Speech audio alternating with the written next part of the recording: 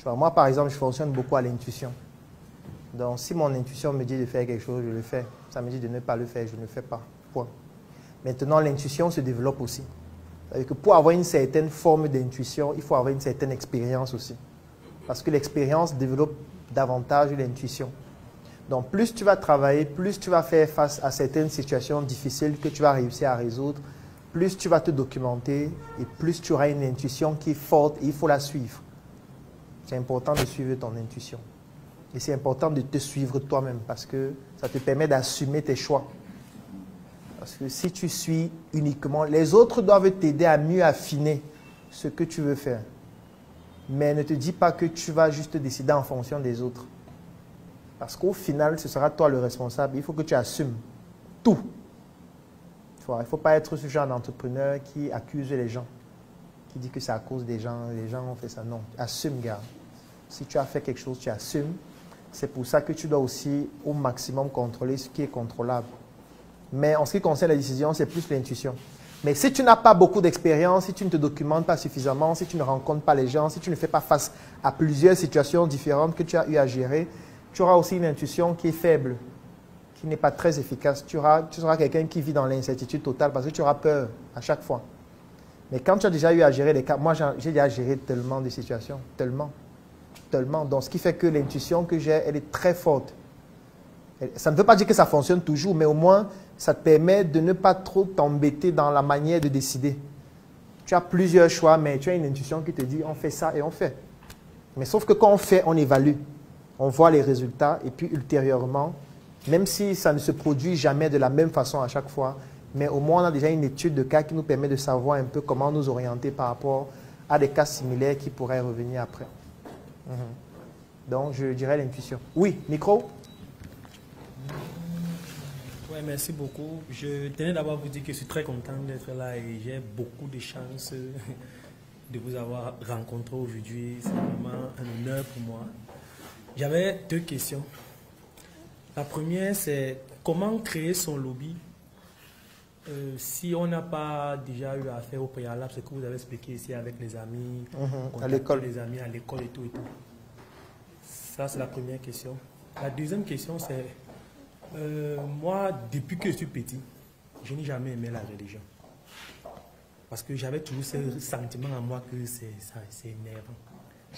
Oui. On part à l'église, on s'assoit, on dort, tu es là, oh, priez, levez-vous, allez. Moi, ça m'énervait souvent, jusqu'au point où j'avais même eu les problèmes avec ma propre mère, avec mes propres parents. Ils disaient que j'étais sorcier, on m'avait carrément mis à l'écart, quoi. Jusqu'à ce que j'ai commencé à faire des recherches et puis carrément j'ai compris que c'était jusqu'à ce que je tombe sur vous. Avant de tomber sur vous, j'étais tombé sur M. Moutonde Kalala, père son âme. Il a commencé à parler de beaucoup de choses qui m'ont vraiment fait comprendre que je ne suis pas seul et ça m'a vraiment réconforté. Mais actuellement, j'ai envie de pratiquer la spiritualité africaine, mais je ne sais pas par où commencer.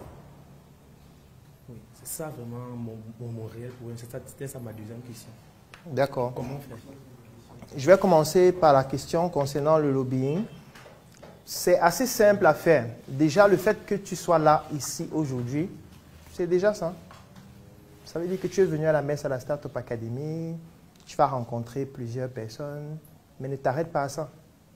Il faut discuter avec ces personnes, il faut échanger de contacts. Si tu es membre de la Startup, tu seras dans un groupe. Dans ce groupe, tu vas découvrir d'autres membres qui sont dans d'autres villes, dans d'autres pays. Tu vas voir ce qu'ils font, vous allez échanger. Il y a des événements comme celui-ci assez régulièrement. Tu peux en donner toi-même si tu es membre. Ça te permet de t'exercer à la prise de parole, à parler de ton projet, ainsi de suite. Donc, ce qui fait que déjà, rien que dans cette communauté, ça te permet de développer ton lobby. Tu vas voir des personnes qui sont dans le même secteur d'activité que toi, qui sont dans d'autres domaines. Tu vas suivre d'autres en ligne, ainsi de suite. Il y a d'autres événements à Douala, il y a des événements au NSC, il y a des événements que même d'autres organisent individuellement dans plusieurs endroits, même en ligne. Tu suis, ça te permet de rester connecté avec eux et d'avoir des contacts. Tu peux aussi voir d'autres communautés similaires. Il n'y a pas que la Startup Academy, il y a beaucoup d'autres communautés qui peuvent être intéressantes, que tu peux suivre pour pouvoir rencontrer des personnes. Quand il y a des événements, il faut y aller. Si tu vois qu'on organise un événement dont la thématique correspond à tes centres d'intérêt, tu y vas, tu rencontres des personnes, tu échanges des contacts, ainsi de suite. Bien sûr, tu développes ta communauté aussi en ligne. Quand je dis développer ta communauté, ça veut dire qu'il faut que tu aies une plateforme en ligne. Ça peut être sur Facebook, peut-être une page où tu communiques régulièrement sur tes activités, sur tes réalisations, sur la passion que tu as, les hobbies que tu as, pour que ça fasse aussi en sorte qu'il y ait d'autres personnes qui te connaissent et qui connectent avec toi. Donc ça, c'est ce que je peux te recommander pour le lobbying. Il y a beaucoup plus de choses, mais ça déjà pour un premier temps, comme exercice, ça peut être suffisant. Maintenant, pour la spiritualité africaine, comme j'aime souvent dire, je ne peux pas te donner de conseils dessus.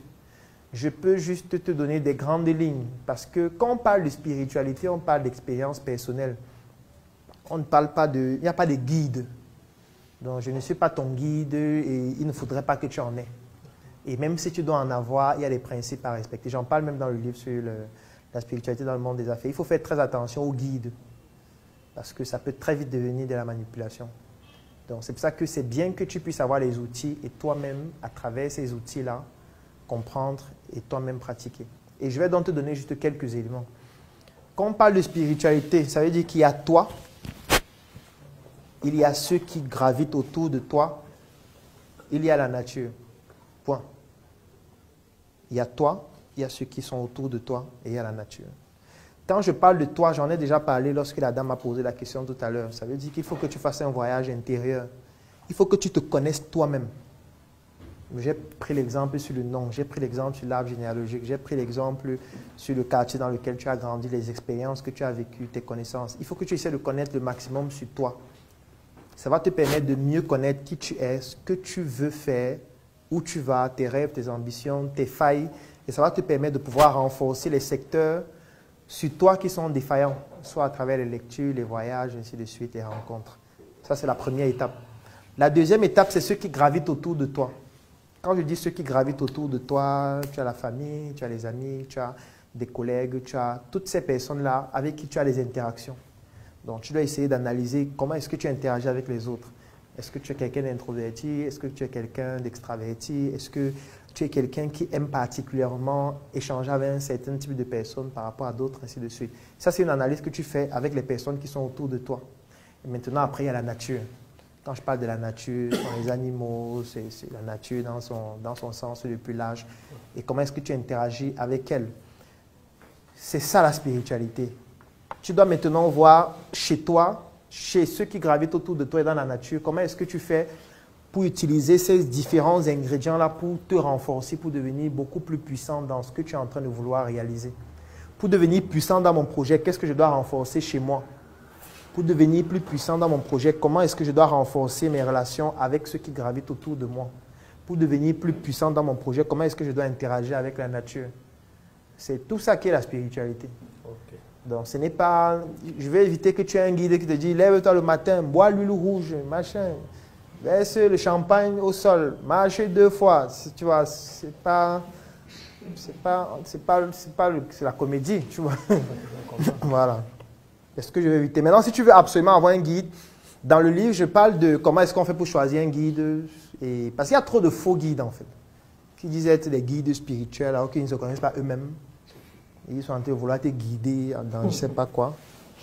Donc, du coup, il faut faire très attention parce que ça peut devenir de la manipulation. Manipulation, pourquoi? Parce qu'on peut tout interpréter pour te pousser à faire du n'importe quoi. Parce que quand tu es un entrepreneur, tu auras forcément les problèmes. Tu vois? Et si tu viens me voir, tu me dis que tu es un entrepreneur, je connais déjà le type de problème que tu peux avoir. Même sans que tu ne parles. Et c'est que tu as besoin d'argent. N'est-ce pas? Et c'est que tu dois de l'argent aux gens. N'est-ce pas? Et c'est que tu veux gagner plus d'argent. Je sais que tu veux avoir des biens immobiliers, avoir des gens loyaux. Il y a beaucoup de gens qui t'ont trahi, tu vois, alors qu'il n'a pas encore parlé. Et rien que sur cette base, il dit que bon, il connaît ton traitement.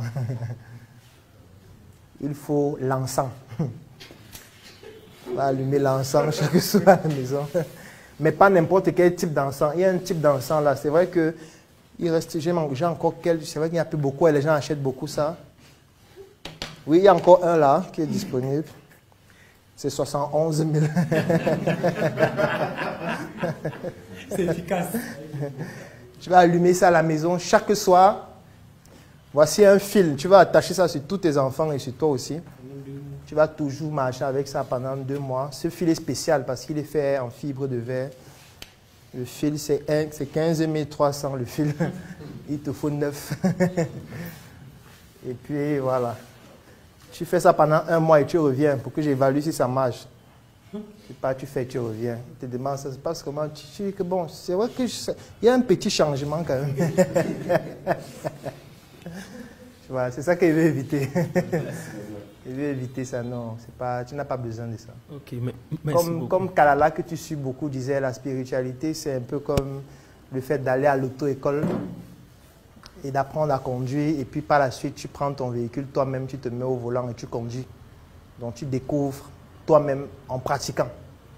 Alors que la religion, c'est comme si tu entrais dans un bus et puis tu as un chauffeur. Tu ne sais pas où il part. Tu es juste assis à l'intérieur et lui il roule. Il ne fait que rouler, il fait des excès de vitesse, il double les gens en 4e position, il freine brusquement, machin et tout. Et puis chaque fois que tu veux ouvrir la porte pour sortir, on dit qu'il y a le démon. Si tu sors, le démon t'attrape une fois, tu vois. C'est ça la différence entre les deux. Bon, maintenant, à toi de choisir, est-ce que tu vas avoir ta propre voiture que tu conduis toi-même? Ou est-ce que tu veux rester dans un bus dans lequel l'incertitude va te guider toute ta vie? Et ça ne va jamais s'arrêter parce que tu auras toujours peur. Chaque fois que tu vas vouloir sortir du bus, on va te faire peur que le démon va t'attraper, le brûler en enfer et tout ça. Est-ce que ce n'est pas mieux d'être dans ta voiture? À tout moment, tu peux garer, t'arrêter à Makénéné, manger les prunes avec les safou avec le plantain, sucer les mangues avec les doigts, t'arrêter 2 heures avant de reprendre la route, au lieu d'être dans un bus où celui qui conduit fait ce qu'il veut. Et parfois, c'est même un homosexuel qui viole les enfants. C'est quand même dommage. Autre question?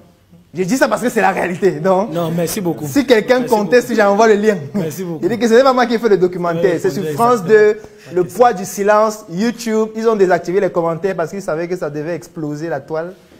Ce n'est pas moi qui ai fait ça. Aujourd'hui, je suis ravi de vous présenter un nouveau projet que nous avons choisi d'intituler ACAC Hub. Il s'agit tout simplement d'une nouvelle étape du processus de croissance de nos différentes initiatives dont l'objectif est de centraliser toutes nos entreprises dans un seul lieu unique à Yaoundé. Et si toi aussi, tu souhaites nous accompagner dans cette initiative, je vais laisser un lien dans la description de cette vidéo et en commentaire. Tu cliques sur ce lien afin de pouvoir rejoindre ce projet qui permettra aux Africains d'exporter l'excellence. À très bientôt et merci beaucoup pour votre soutien.